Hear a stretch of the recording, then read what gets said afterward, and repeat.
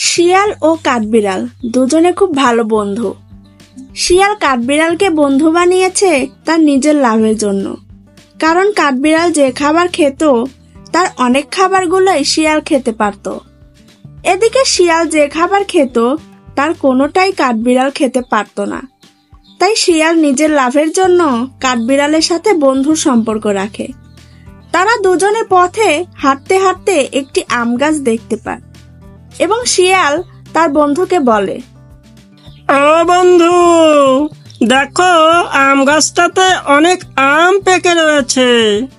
তুমি টুকুত করে গাছে উঠে আমাকে একটা আম দাও তো, আমি আম খাবো বন্ধু। লেওড়ার আম আমি নিজেই পেরে খেতে পারতাম, তোমার মতো গাইছা বন্ধু থাকতে আমি কেন কষ্ট করে গাছে উঠবো? তাই তুমি ওঠো তো টুকুত করে। এরপর কাঠবিড়ালি গাছে উঠে আরামে আম খেতে থাকে। এদিকে নিচ থেকে শিয়াল আম চাইলেও তাকে কোনো আম দেয় না। এরপর কাঠবিড়ালি গাছে উঠে আরামে আম খাচ্ছে। সে মনে মনে ভাবে, তুই আমাকে অনেক খাটাইছিস, তোর সাথে বন্ধু পাতার পর থেকে রোজ তোকে আমি খাওয়াই, আর তুই আমার কোনো উপকারে লাগিসই না। দেখ কাঠবিড়াল, তুই এই সামান্য লেওড়ার আমের জন্য বন্ধুকে ভুলে গেলি। সমস্যা নাই, আমিও দেখবো বেটা তুই গাছে কতক্ষণ থাকিস। আমি এই নিচে রইলাম, দেখি তুই কখন নামিস। এদিকে আম খেয়ে ঘুমিয়ে পড়েছিল কাঠবিড়ালি।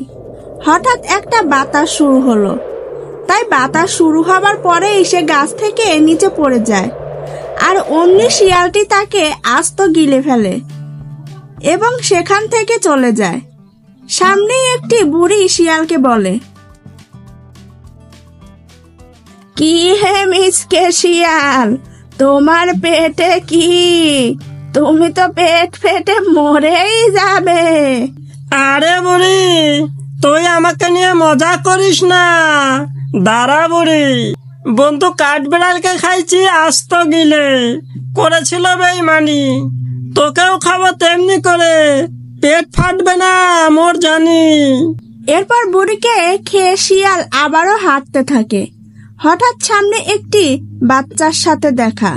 কি রে পতা শিয়াল, তোর পেটে কি গলুল গোবর নাকি পেটে গ্যাস?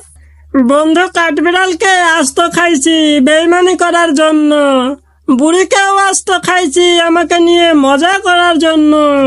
তুই বললি আমার পেটে গোবর আর গ্যাস, তোকেও এবার আস্ত খাবো, তুই এবার শেষ। এরপর শিয়ালটি বাচ্চাটিকে আস্ত গিলে খেয়ে ফেলে এবং আবারও হাঁটতে থাকে।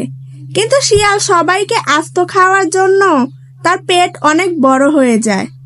দেখলে মনে হবে যখন তখন পেট ফেটে সবাই বের হয়ে যাবে।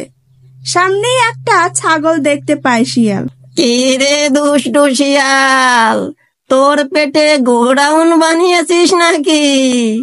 আমাকে তোর গোডাউনটি ভাড়া দে, আমি আমার নাচের ক্লাস খুলবো হে।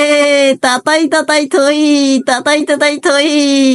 বন্ধু কাঠবিড়ালকে আস্ত খাইছি বেইমানি করার জন্য, বুড়িকেও আস্ত খাইছি, আর এক বাচ্চাকেও আস্ত খাইছি অপমান করার জন্য।